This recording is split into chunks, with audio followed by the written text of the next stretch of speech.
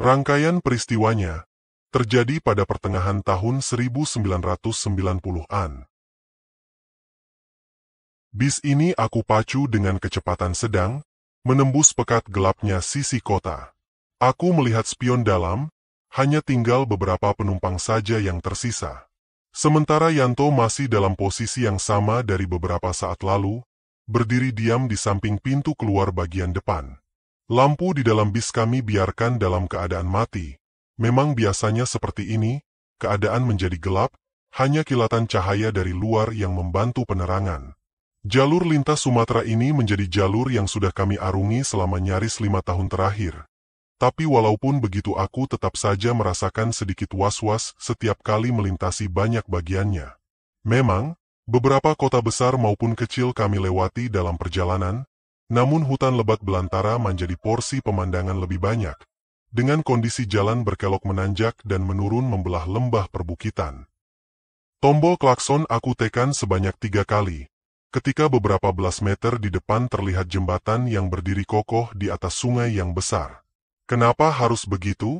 Kenapa harus menekan klakson ketika akan melintasi jembatan? Sebagai supir bis malam, itu sudah jadi suatu hal yang harus kami lakukan. Artinya kami mengucap, permisi. Permisi kepada siapa? Konon katanya setiap jembatan ada penunggunya. Kita sebagai tamu harus bersopan santun dengan si penunggu jembatan. Aku sih percaya-percaya saja.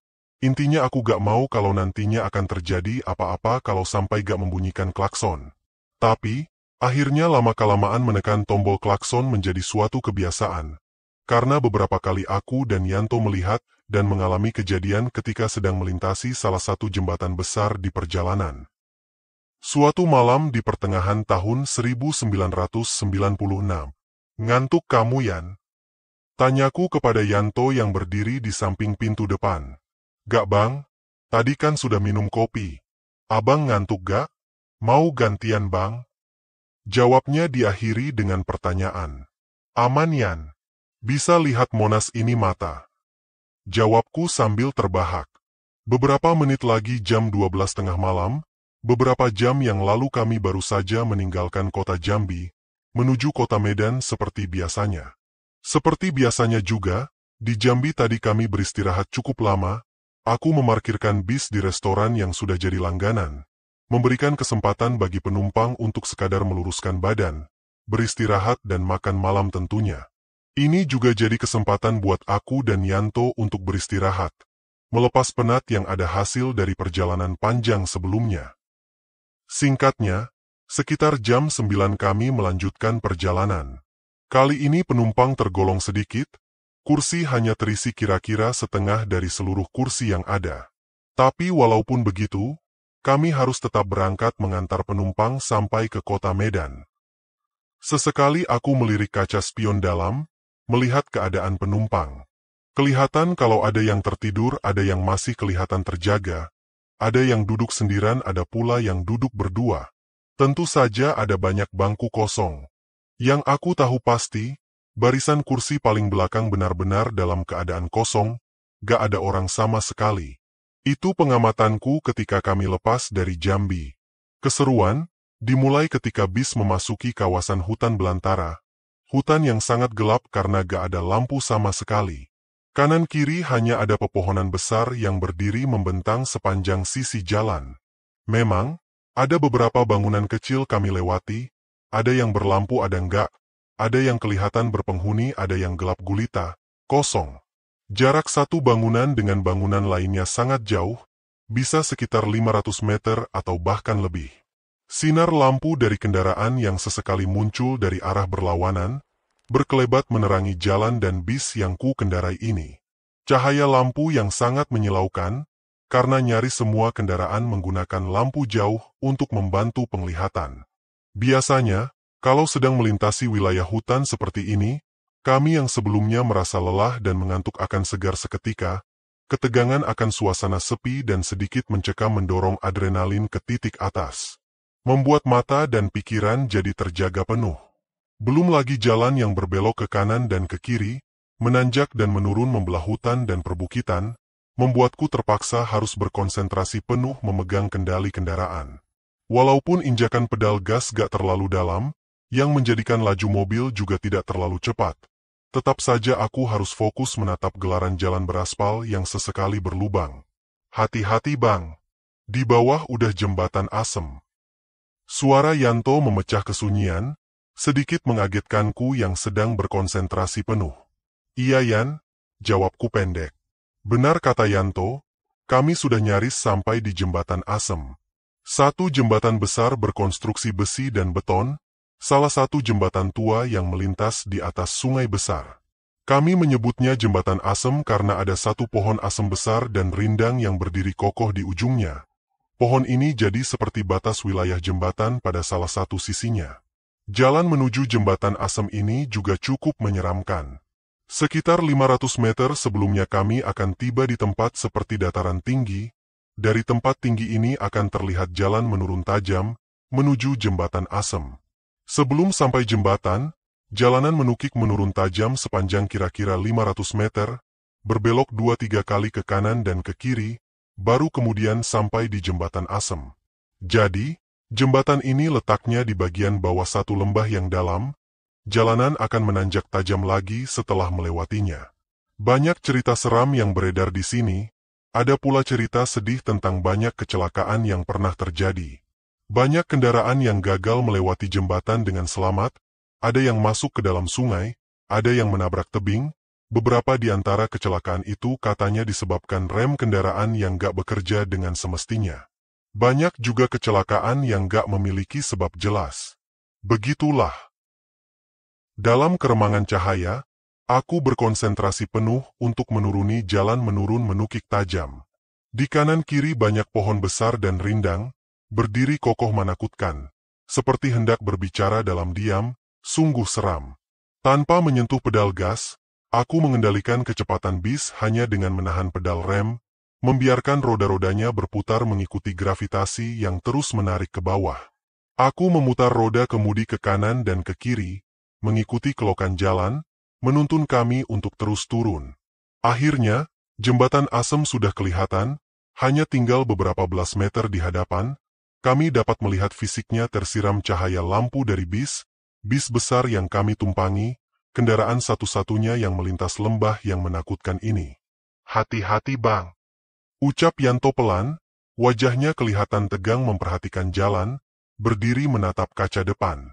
Aku diam, hening tanpa suara, terus fokus memperhatikan jalan. Aneh, padahal ini bukan yang pertama kali, sudah beberapa kali aku lewat wilayah ini. Tapi entah kenapa perasaanku gak enak. Malam ini hawanya beda dari biasanya.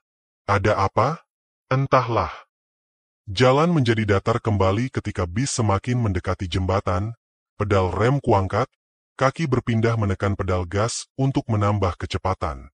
Satu pohon asem besar berdiri kokoh di sebelah kanan, berdiri tegak di dalam gelap, pertanda kalau beberapa meter lagi bis akan melintas di atas jembatan.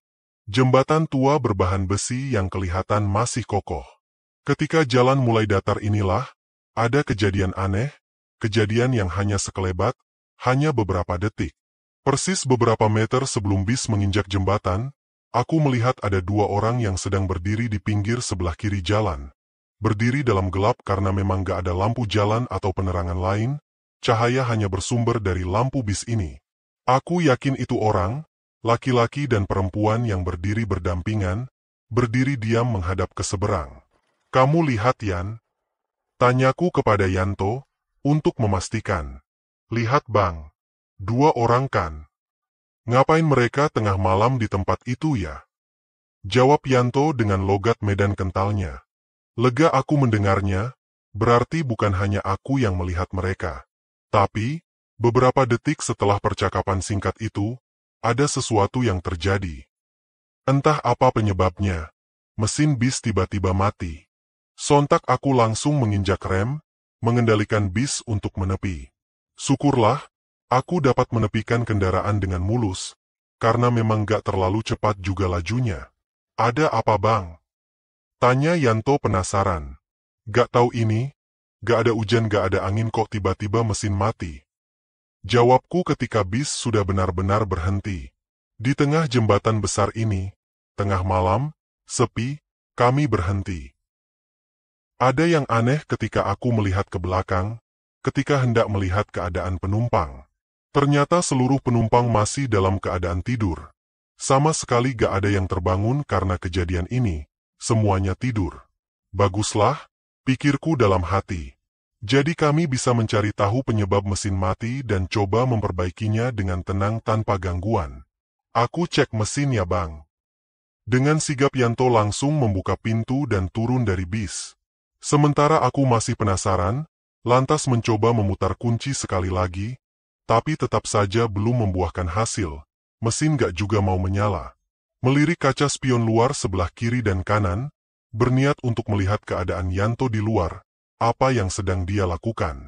Namun tanpa hasil, pekatnya gelap membutakan penglihatan, aku gak bisa melihat apa-apa, Yanto sama sekali gak kelihatan. Ya sudah, lalu aku memutuskan untuk keluar mobil juga. Sebelum membuka pintu, beberapa detik aku menengok ke belakang, sekali lagi ingin memeriksa keadaan penumpang. Belum berubah, penumpang yang jumlahnya gak banyak itu tetap dalam posisinya, tertidur lelap. Udara dingin menusuk tulang, angin bergerak menampar pelan wajah dan tubuh ketika kaki sudah menginjak aspal kasar jalanan. Perlahan aku menutup pintu, menghindari gaduh suara yang bisa membangunkan. Di tengah malam ini, sama sekali gak ada kendaraan selain kami. Sama sekali gak ada kendaraan yang melintas di jalan ini, di jembatan ini. Langkah kakiku yang sedang berjalan menuju belakang bis, menjadi suara satu-satunya suara yang terdengar. Sepi, hening, dead silence. Akhirnya aku sampai di belakang bis, tempat di mana mesin mobil berada. Aku melihat pintu mesin dalam keadaan terbuka, tapi gak ada Yanto. Kemana Yanto? Kok gak kelihatan?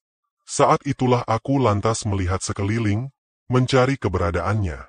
Gak lama, terlihat ada kilatan lampu senter beberapa puluh meter di belakang bis. Aku yakin kalau yang memegang lampu senter adalah Yanto, karena gak ada siapa-siapa lagi. Benar, itu Yanto.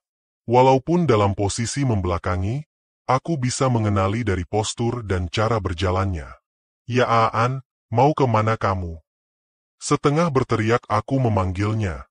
Jarak kami sekitar 30 meter. Yanto sepertinya sudah hampir sampai di ujung jembatan. Dia sudah sangat dekat dengan dua orang yang sedang berdiri di pinggir jalan, dibantu kilatan sinar lampu senter dan serpihan cahaya langit, aku juga dapat melihat mereka, sekilas. Iya, dua orang yang kami lihat tadi, sesaat sebelum melintas jembatan. Ternyata mereka masih berdiri di tempatnya. Berdiri diam tapi gak lagi menghadap ke seberang jalan. Kali ini mereka menghadap Yanto, menghadap kami. Mendengar teriakanku, Yanto menghentikan langkahnya. Jemput penumpang, Bang. Begitu jawabnya, setengah berteriak juga. Saat itulah tiba-tiba perasaanku jadi gak enak. Di tengah hutan, gak ada rumah apalagi perkampungan. Tengah malam, kok bisa ada orang yang berdiri di pinggir jalan? Perasaanku sangat gak enak. Bergegas aku berlari kecil mendekat ke tempat Yanto berdiri. Sudah tuh, gak usah dekati mereka. Ayo kembali ke bis aja. Kita coba memperbaiki mesinnya. Ucapku ketika sudah berada di hadapan Yanto. Iya bang. Jawab Yanto pelan, sepertinya dia mengerti gelagatku. Lalu kami berjalan menuju bis. Sesampainya di belakang bis, Yanto mulai coba memeriksa mesin, mencari tahu penyebab kenapa tiba-tiba mogok. Sementara aku memegang lampu senter, mengarahkan cahayanya ke mana Yanto mau. Sekitar 10 menit sudah berlalu. Kayaknya gak ada yang rusak bang. Semuanya bagus. Kenapa ya? Begitu kata Yanto dengan mimik kebingungan. Aku coba menyalakan lagi saja ya. Siapa tahu sudah bisa. Aku bilang begitu. Yanto mengangguk setuju. Tapi sebelum melangkahkan kaki ke depan, ke ruang kemudi, rasa penasaran memaksaku untuk mengarahkan lampu senter ke tempat di mana dua orang misterius tadi berada. Dua orang yang tadinya akan dijemput oleh Yanto, dua orang yang berdiri di ujung jembatan. Memicingkan mata untuk memperjelas penglihatan menembus gelap. Kami melihat kalau ternyata mereka sudah gak ada di tempatnya lagi. Menghilang. Aku dan Yanto saling berpandangan, Tanpa bicara tapi kami tahu apa yang ada di dalam benak masing-masing. Kamu tunggu sini, aku ke depan menyalakan mesin. Kalau mesin menyala, kamu langsung ke depan. Sekali lagi Yanto mengangguk pelan. Setelah duduk di atas kursi pengemudi, aku langsung memutar anak kunci. Kreeng.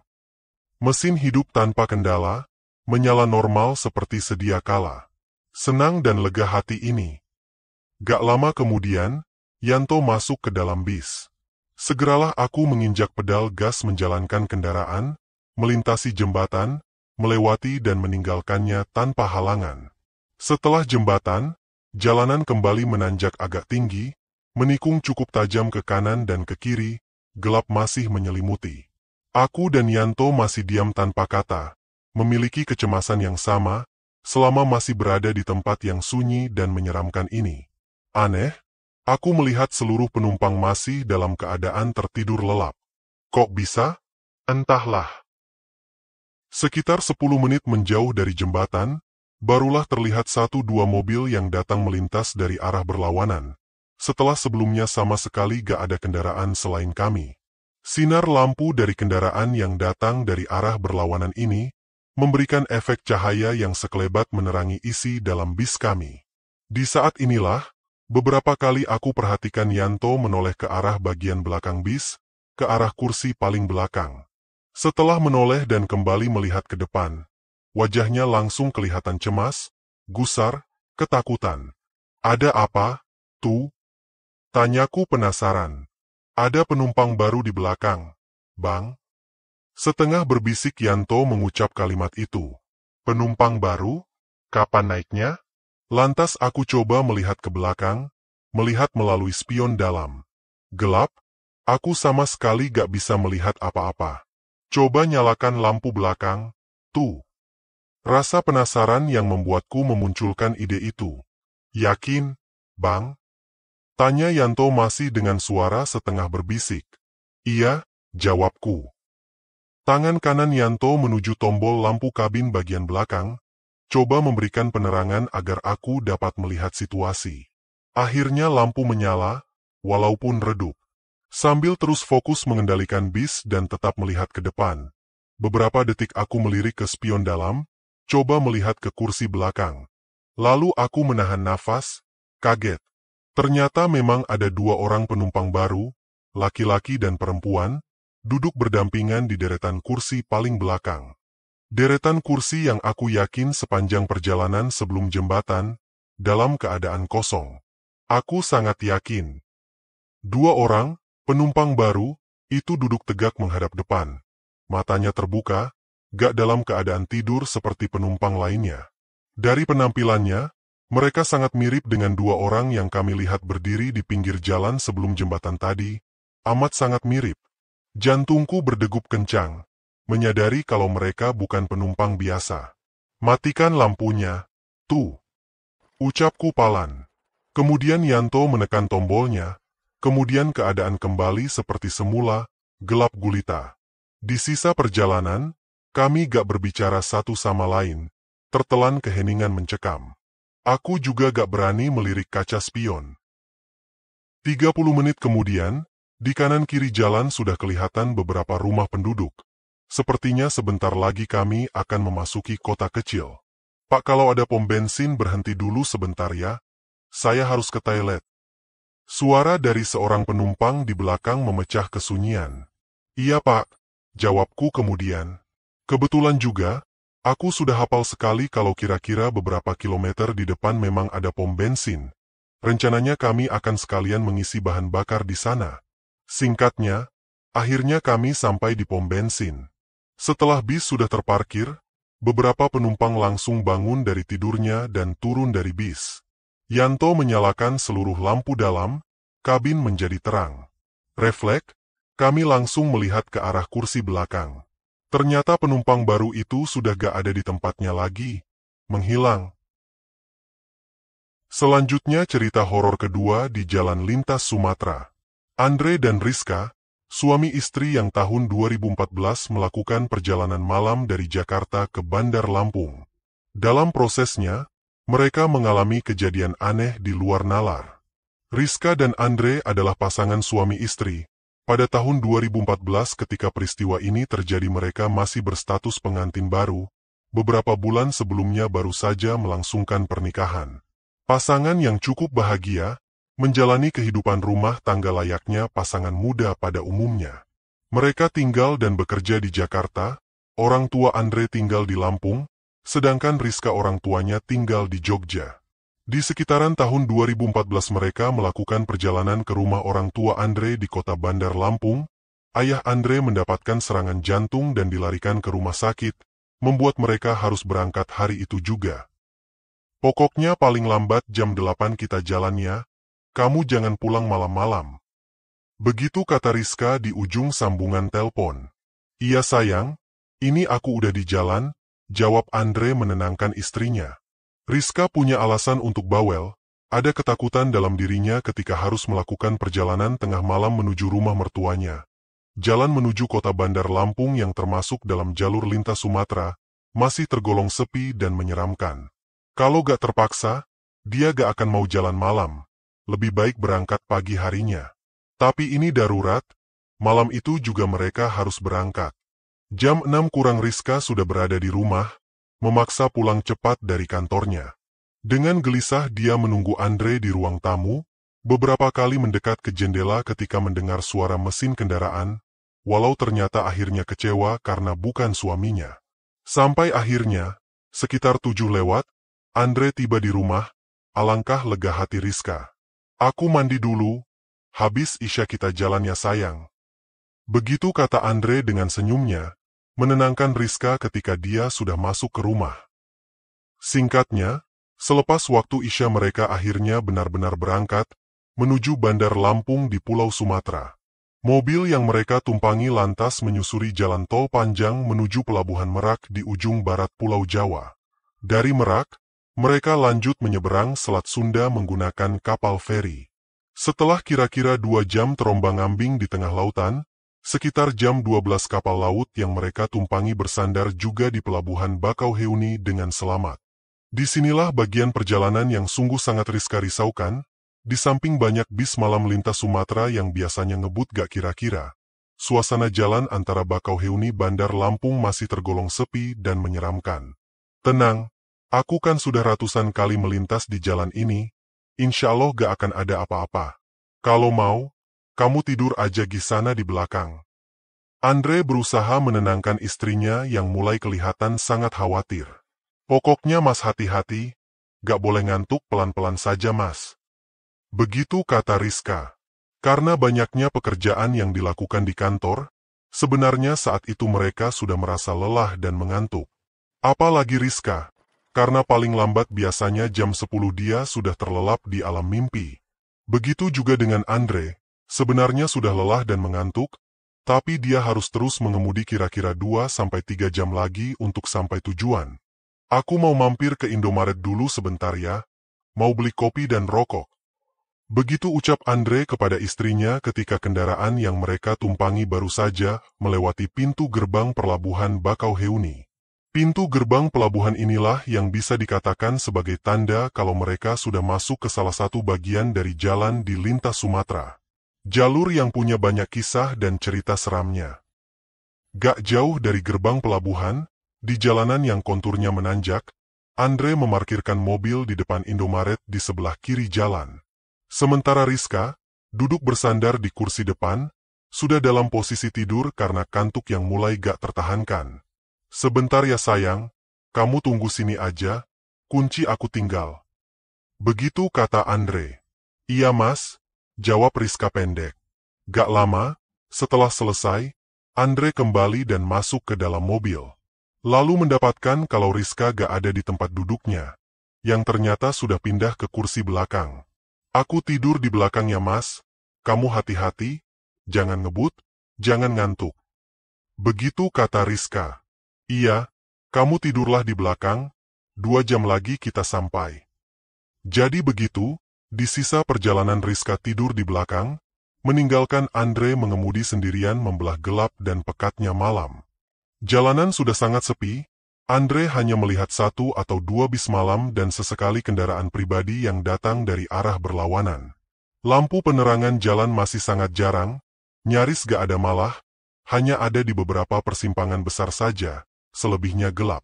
Dan juga, wilayah yang letaknya kira-kira 30 menit selepas pelabuhan Bakauheni, sungguh merupakan wilayah yang cukup menyeramkan. Jalanannya meliuk-liuk ke kanan dan ke kiri, membelah gunung dan perbukitan. Kemudian, kondisi jalan yang cukup bagus membuat pengemudi cenderung untuk menginjak pedal gas dalam-dalam, enak untuk ngebut, makanya sering terjadi kecelakaan di wilayah ini.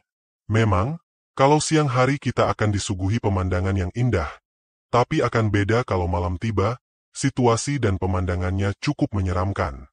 Sama juga dengan Andre pada malam itu, sebenarnya dia merasa kalau nyalinya sedikit bergetar ketika melintas jalanan ini, yang pada waktu itu sudah sekitar jam setengah 1 malam. Terus memaksa mata untuk fokus melihat depan, berkonsentrasi mengemudikan kendaraan membelah hutan dan gunung di daerah Lampung Selatan. Beberapa saat kemudian gerimis hujan tiba-tiba turun, semakin menambah syahdu suasana.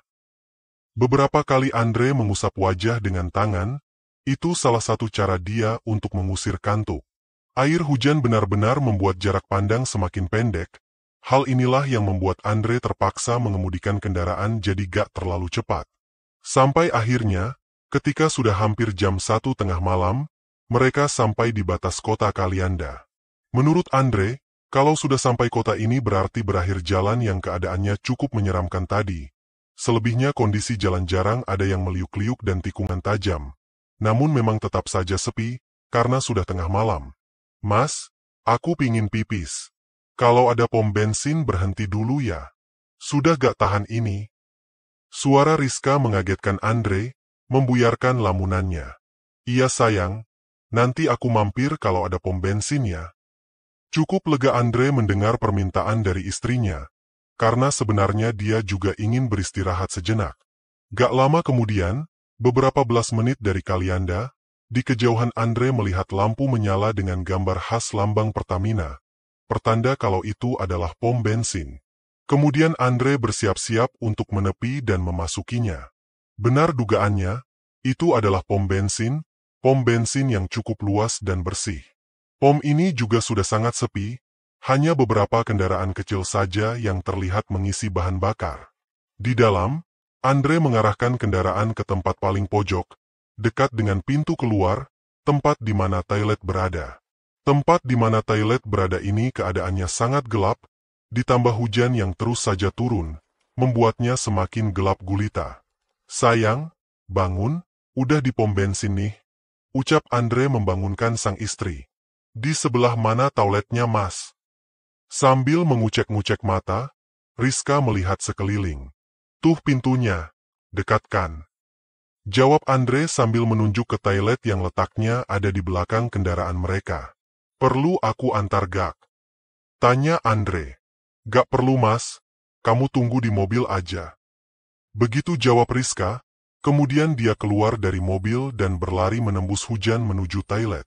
Sementara Andre tetap menunggu di dalam mobil. Andre tahu kebiasaan istrinya, walaupun hanya buang air kecil, biasanya Rizka cukup lama melakukannya.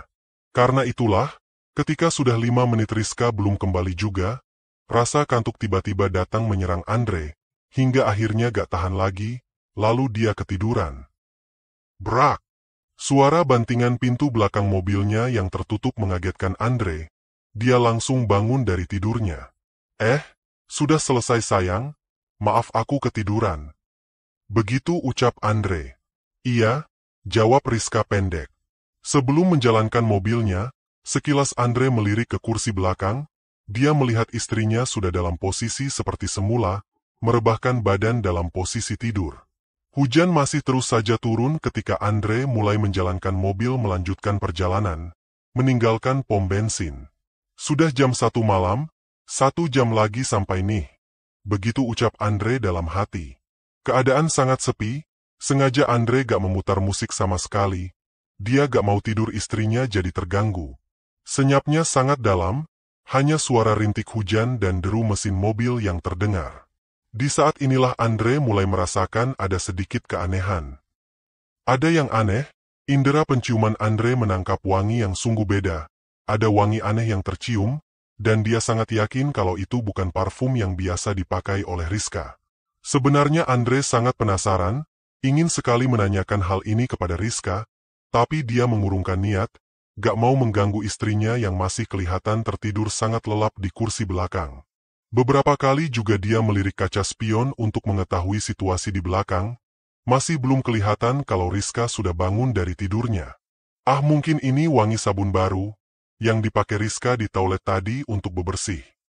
Begitu pikir Andre kemudian, menenangkan hatinya, mencoba menutupi perasaan yang sebenarnya mulai merasa gak enak.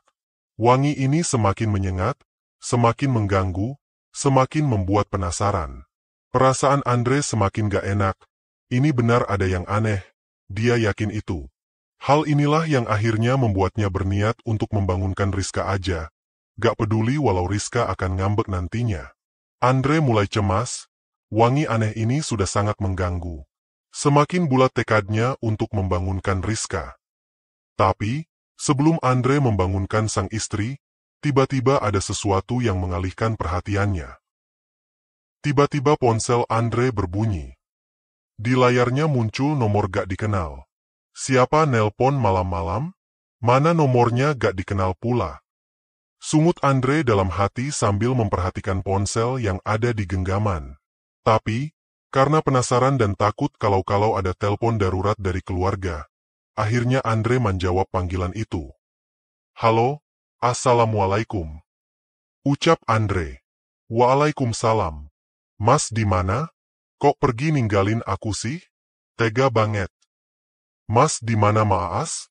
Aku pinjam HP mas-mas di pom bensin nih. Suara yang sudah sangat Andre kenal terdengar di ujung telepon. Iya, itu suara Rizka. Sayang, kamu bukannya ini kamu di mana? Suara Andre gemetar menjawab banyak pertanyaan Rizka. Ya aku di pom bensin lah, di mana lagi? Aku keluar toilet kamu gak ada? Mas di mana sih? Ucap Rizka mulai agak ketus. Jantung Andre berdegup kencang, bulu kuduk berdiri semua. Lalu siapa yang sedang berada di kursi belakang sejak tadi? Sementara Rizka masih terus saja nyerocos dengan omelannya di ujung telepon, perlahan Andre mulai melirik kaca spion, mencoba melihat ke kursi belakang. Pantulan cahaya luar, bersumber dari kendaraan yang datang dari arah berlawanan, itu sudah lebih dari cukup bagi Andre untuk dapat melihat semuanya, melihat ke kursi belakang. Sosok perempuan yang sejak tadi dia kira adalah istrinya, ternyata sudah bangun dari posisi tidurnya. Dia terlihat duduk tegak tanpa bersandar. Andre gak bisa melihat wajah sosok itu dengan jelas, karena sedikit tertutup oleh rambut panjangnya. Tapi sekilas juga Andre melihat kalau perempuan itu memang benar bukan Rizka istrinya. Wajah sosok ini terlihat pucat dengan mimik wajah yang kosong tanpa ekspresi, sungguh sangat menyeramkan. Dengan nyali dan keberanian yang sudah sampai di titik paling rendah, Andre memperlambat laju kendaraan, berniat untuk menepi. Akhirnya mobil berhenti di tempat yang sangat sepi, kanan kiri hanya ada pepohonan yang rapat dan rindang. Setelah mobil sudah benar-benar berhenti, Andre langsung membuka pintu dan lari keluar, menjauh. Ketika sudah berada sekitar 5 meter dari mobil, Andre berhenti dan berbalik untuk memperhatikan mobilnya, karena dia mendengar ada suara pintu yang terbuka. Dari tempatnya berdiri, Andre dapat melihat dengan jelas kalau sosok perempuan berambut panjang mengenakan pakaian berwarna gelap itu keluar dari mobilnya, keluar dari pintu belakang. Lalu dia berjalan menjauhi mobil, melangkah menuju pepohonan yang ada di pinggir jalan. Oh bukan, ternyata perempuan itu bukan melangkah berjalan, tetapi terlihat seperti bergerak melayang. Terus melayang masuk ke pepohonan rindang dan gelap, sampai akhirnya benar-benar hilang di telan gulita. Andre nyaris pingsan melihat itu semua. Kamu tunggu di situ aja ya sayang. Sebentar lagi aku sampai di sana. Ucap Andre dengan suara bergetar kepada Rizka yang masih setia menunggu di ujung telepon, karena masih shock dengan kejadian yang baru saja dialaminya. Andre baru berani masuk ke dalam mobil setelah dia sudah benar-benar tenang, lalu membawa mobilnya kembali ke pom bensin di mana Rizka masih menunggunya.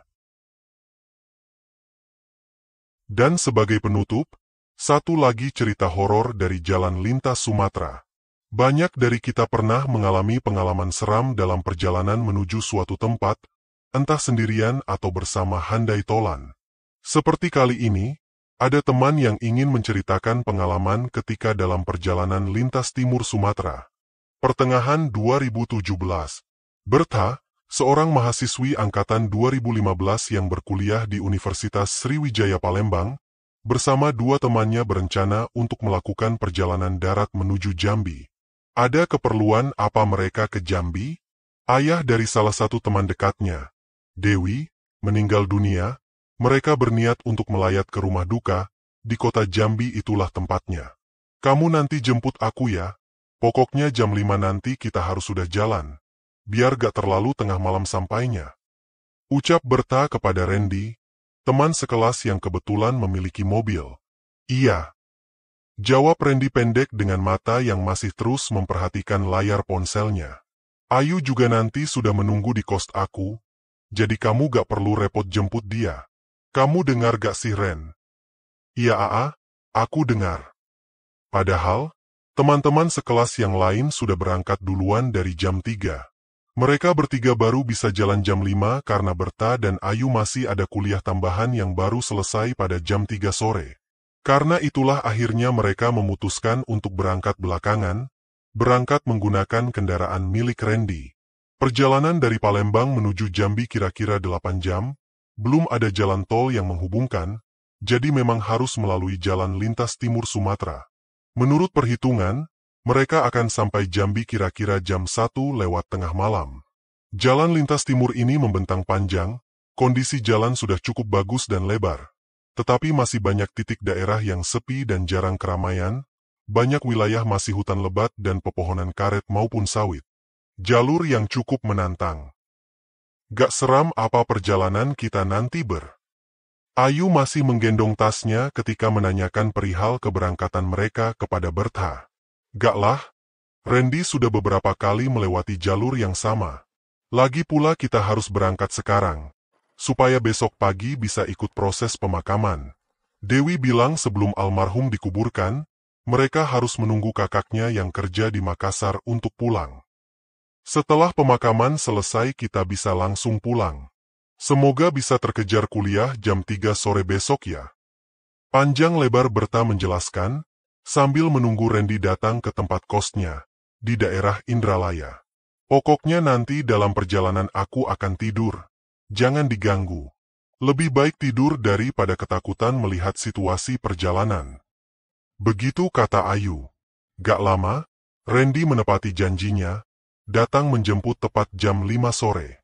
Singkatnya, setelah semuanya siap kemudian mereka berangkat, melakukan perjalanan darat menuju Jambi, menyusuri jalan lintas timur Sumatera. Nanti kalau ada rumah makan kita mampir sebentar ya, aku lapar ini. Ucap Randy di belakang kemudi. Ayu dan Bertha menyetujuinya, karena sebenarnya mereka juga lapar.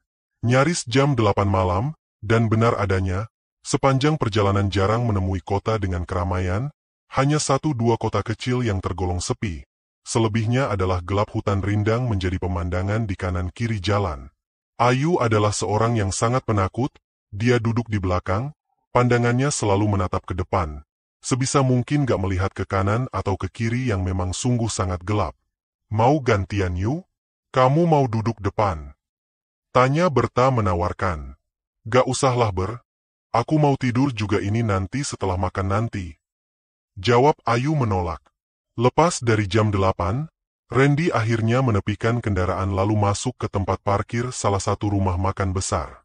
Mereka makan di rumah makan itu, sambil Randy beristirahat sebentar setelah sudah menempuh 3 jam perjalanan. Mau kemana kalian dek? Tanya seorang bapak yang tiba-tiba mendekat ke meja tempat mereka sedang menikmati makanan. Jambi pak, jawab Randy sambil tersenyum. Oh gitu?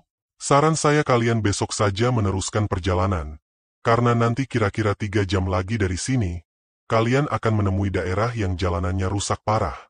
Jalur dialihkan ke jalan kampung di sisi jalan utama. Jalan kampung itu sangat sepi, apalagi malam-malam begini. Panjang lebar bapak itu memberi informasi, yang menurut Randy, Bertha, dan Ayu merupakan informasi kurang bagus. Terima kasih, Pak. Kami akan terus jalan aja.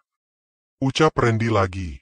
Oh ya sudah, kalau begitu, saya hanya kasih info saja, karena kami tadi lewat daerah jalan jelek itu. Yang penting kalian hati-hati. Sambung bapak itu lagi sambil berlalu meninggalkan mereka. Tuh Aan, jalannya rusak, kita cari penginapan dekat-dekat sini aja yuk. Rajuk Ayu dengan wajah memelas setelah mendengar omongan bapak tadi. Ah sudahlah, jam 1 kita akan sampai kok. Aku sudah sering kali lewat jalur ini, tenang aja ah. Jawab Randy menenangkan. Yakin kamu Ren? Bertha coba memastikan. Yakin, sudah tenang aja. Jawab Randy tegas. Setelah selesai makan, mereka segera meninggalkan rumah makan untuk melanjutkan perjalanan. Kabut tipis turun perlahan menyelimuti rentang jalan pada satu titik jalan lintas Sumatera ini. Gelap jadi semakin tebal karenanya. Percakapan di antara tiga sahabat ini menjadi semakin jarang. Sangat beda situasinya dengan beberapa jam sebelumnya, yang dipenuhi obrolan canda dan tawa. Kali ini lebih banyak diam sambil terus memperhatikan jalan dan keadaan. Kamu gak ngantuk kan Ren? Tanya Ayu kepada Randy dari kursi belakang, dengan posisi duduk tanpa bersandar. Kepalanya berada di antara tempat duduk Randy dan Bertha. Ayu sudah mulai ketakutan dan cemas sejak tadi, tergambar dari wajahnya yang kelihatan was-was dan gak nyaman. Sementara Bertha terus menatap ke jalan, sambil sesekali membantu Randy memberi petunjuk navigasi. Pepohonan besar di kanan kiri berdiri angkuh dan menyeramkan, beberapa di antaranya hanya berbentuk siluet hitam ketika sama sekali gak ada cahaya yang menerpa. Beberapa rumah penduduk sesekali terlihat, itu pun sangat jarang.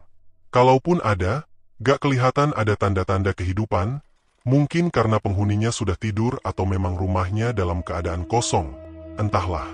Kontur jalan yang menanjak dan menurun, meliuk ke kanan dan ke kiri, menembus hutan gunung dan perbukitan, semakin membuat Randy lebih banyak diam untuk berkonsentrasi. Beberapa kali juga Bertha bilang, hati-hati Ren, memperingatkan Randy dalam mengendalikan kendaraan. Sementara Ayu masih saja terus diam di kursi belakang. Niat awalnya untuk tidur menjadi kacau karena kantuk sama sekali gak datang.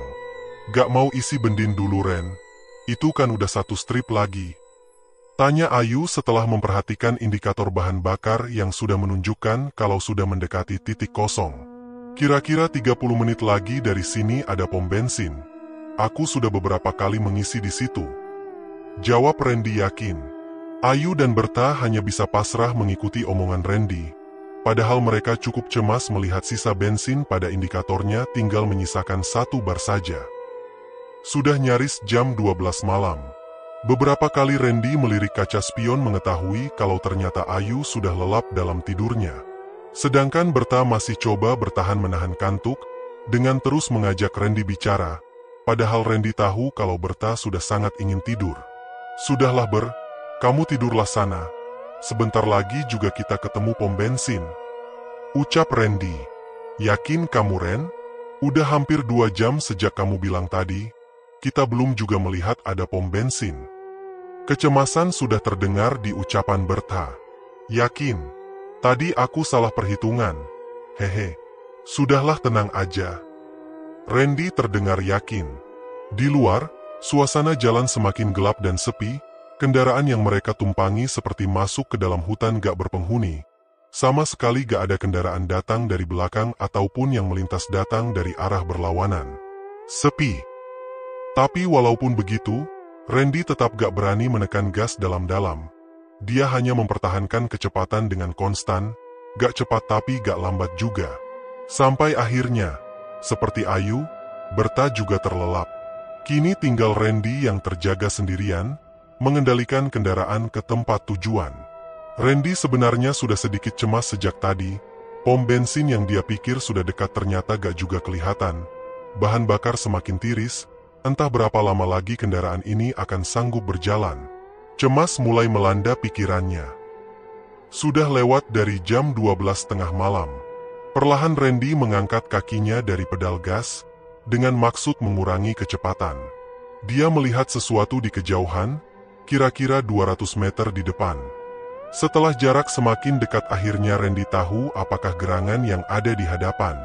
Ternyata jalan ditutup, ada batang pohon yang melintang menghalangi jalan, kendaraan gak mungkin bisa melewatinya.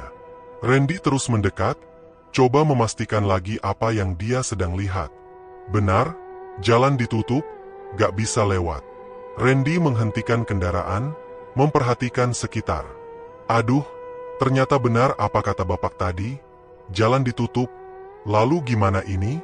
Masa balik lagi? Randy bergumam sendirian. Berta dan Ayu masih tetap terlelap. Beberapa menit lamanya Randy berdiam diri di tempat itu, memikirkan sejenak apa yang seharusnya dilakukan. Tok tok tok. Tiba-tiba terdengar ketukan di kaca di sebelah kanan Randy. Tentu saja dia terkejut. Langsung menoleh ke sumber suara, Randy mencari tahu siapa yang baru saja mengetuk kaca pintunya. Ternyata ada seseorang yang berdiri di luar, berdiri diam memperhatikan. Gak jelas, Randy gak bisa melihat dengan jelas wajah orang itu. Hanya seperti bayangan hitam karena sama sekali gak ada cahaya.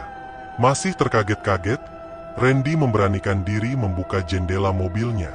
Setelah itu dia baru bisa melihat agak jelas, ada seorang bapak yang menggunakan pakaian hitam-hitam dengan caping di kepalanya. "Maaf Pak, ini jalan kenapa ditutup ya?" tanya Randy ketika keberaniannya sudah terkumpul. "Lewat situ saja." Bapak itu menjawab pelan, sambil tangannya menunjuk ke arah sebelah kanan jalan. Benar, Randy baru sadar kalau ternyata di sebelah kanan ada jalan yang masuk menembus gelap. Mungkin jalan ini yang dimaksud oleh bapak di rumah makan tadi. Jalan kampung menghindar jalan yang ditutup ini. Begitu pikir Randy dalam hati. "Jauh gak kalau lewat jalan itu Pak?" tanya Randy kemudian. Bapak bercaping itu gak menjawab, dia hanya menggelengkan kepalanya. Baiklah, daripada balik lagi, Randy akhirnya mengikuti saran orang misterius itu. Belok ke kanan, masuk ke jalan kampung. "Terima kasih Pak," ucap Randy, lalu menjalankan kendaraan berbelok ke jalan yang ada di sebelah kanan. Dari kaca spion, Randy melihat siluet sosok misterius itu masih berdiri diam memperhatikan, sampai akhirnya hilang di telan gelap. "Siapa sih bapak itu? Serem kali," gumam Randy pelan.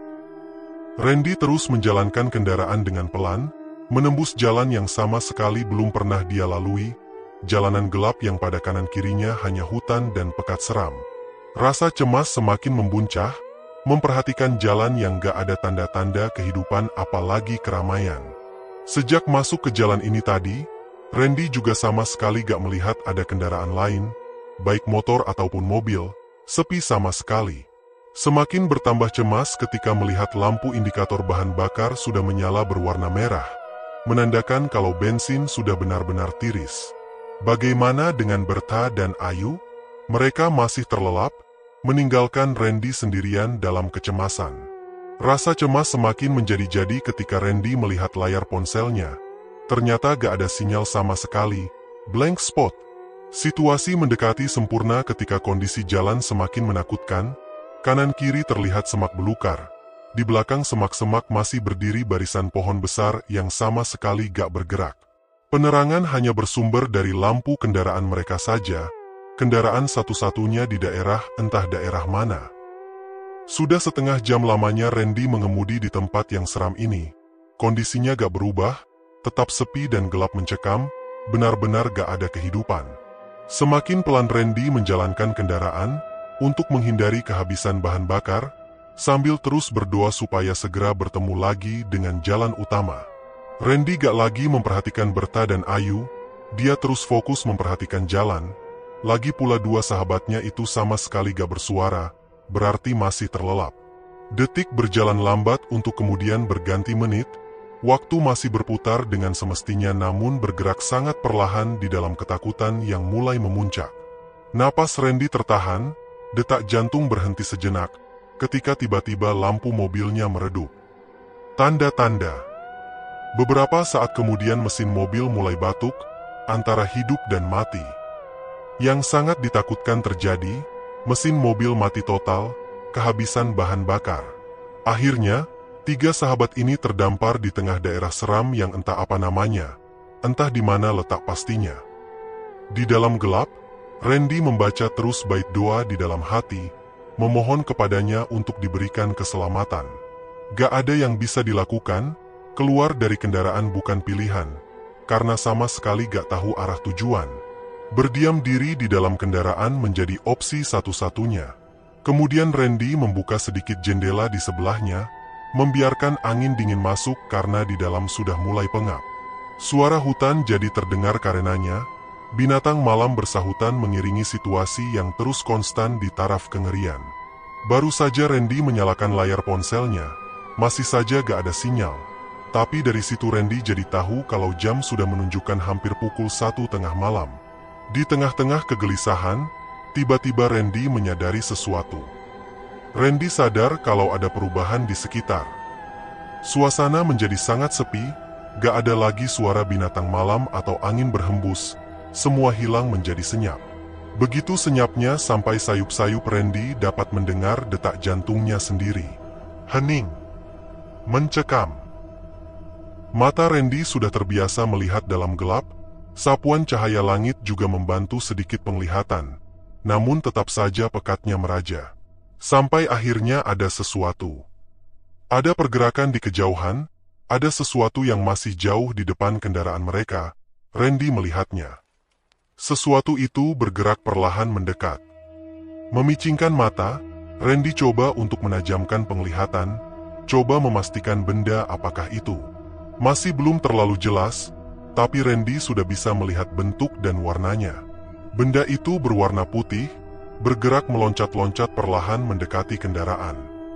Semakin lama semakin dekat, sampai jaraknya menjadi cukup dekat bagi Randy untuk melihat jelas di dalam gelap. Pocong. Randy melihat pocong meloncat pelan mendekat. Tubuh Randy gemetar. Bulu kuduknya merinding semua. Randy ketakutan. Sampai akhirnya pocong itu berhenti bergerak, lalu diam, berdiri hanya beberapa meter di depan mobil. Tulang-tulang Randy seperti lepas dari engselnya, tubuhnya lemas duduk bersandar. Beberapa belas detik lamanya pocong itu diam memperhatikan, seperti menatap tajam walau sama sekali gak terlihat wajah.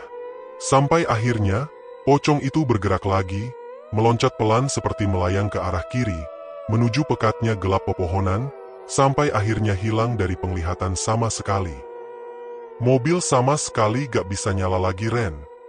Suara Ayu sangat mengagetkan Randy. Gak bisa Yu, bensinnya habis. Aku kira kamu tidur. Jawab Randy. Aku sudah bangun sejak mesin mobil ini mati tadi. Kata Ayu. Jadi, kamu? Iya Ren, aku lihat tadi. Suara Ayu terdengar bergetar, dia menangis pelan. Coba nyalakan lagi Ren, siapa tahu masih ada sisa bensin barang sedikit aja. Kata Berta di kegelapan. Ternyata Berta juga sudah terjaga. Tadi aku juga lihat Ren. Randy baru tahu kalau ternyata Berta dan Ayu juga melihat pemandangan seram yang baru saja terjadi. Selanjutnya mereka lebih banyak diam tanpa tahu harus berbuat apa. Sampai akhirnya, beberapa saat kemudian ada sesuatu lagi yang terjadi. Dalam kegelapan kembali muncul sesuatu. Dimulai dengan Ayu yang berbisik pelan, ada yang sedang berdiri memperhatikan, di sebelah kanan. Begitu kata Ayu sambil menangis. Perlahan Randy dan Ayu menoleh ke tempat yang Ayu maksud. Iya, kalau benar diperhatikan, beberapa meter di sebelah kanan, ada sosok yang berdiri diam seperti memperhatikan. Sosok laki-laki mengenakan pakaian hitam-hitam dengan kedua tangan berada di belakang tubuhnya. Sosok itu hanya berdiri diam, dan benar kata Ayu, seperti memperhatikan. Sampai akhirnya, dalam ketakutan yang teramat sangat Berta membisikkan sesuatu kepada Randy. Randy, cepat coba nyalakan mobil sekali lagi. Cepat Ren, bapak itu gak ada kepalanya. Begitu Berta bilang. Randy yang sebelumnya sudah mengalihkan pandangan ke depan, menjadi penasaran, lalu sekali lagi dia menoleh ke tempat di mana laki-laki itu berada. Benar kata Berta, laki-laki itu berdiri tanpa kepala. Gak ada kepalanya ucap Ayu pelan sambil menangis di kursi belakang. Lalu perlahan Randy mulai memutar kunci kontak. Ajaib. Mesin mobil menyala, kemudian Randy langsung menginjak pedal gas lalu meninggalkan tempat itu. Mereka gak berani lagi melihat ke belakang. Keajaiban terjadi sekitar 30 menit ke depan. Mobil masih bisa berjalan dengan bensin yang mereka pikir sudah kosong. Sampai kemudian entah bagaimana caranya, tiba-tiba mereka kembali menemukan jalan utama, jalan lintas Sumatera. Gak lama dari situ, akhirnya mereka menemukan pom bensin yang sudah sangat ditunggu-tunggu sejak beberapa jam yang lalu. Lebih banyak diam, mereka terus melanjutkan perjalanan ke tujuan, kota Jambi. Sungguh pengalaman yang gak akan mereka lupakan selama hidup di jalan lintas Sumatera.